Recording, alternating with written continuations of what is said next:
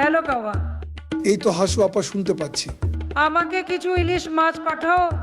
ইলিশ মাছ না পেলে মোদি আমাকে এখানে থাকতে দেবে না। এই গার্ড মেরেছে, এখন কি বলি? Hello, hello, hello.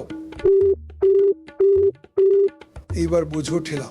আহা কাওয়ার বাচ্চা কাওয়া ফোনটা কেটে দিল। এখন আমাকে কিছু একটা করতে হবে। এই তো বুদ্ধি পেয়েছি, দরকার হলে বাজার থেকে ইলিশ মাছের মতো দেখতে কোনো মাছ এনে তাতে লবণ দিয়ে ভিজিয়ে রাখলে ইলিশ মাছের মতো হয়ে যাবে। আর এ দিয়ে মোদি বাইমচোদকে খুশি করতে হবে। कैमरामैन जल्दी फोकस करो।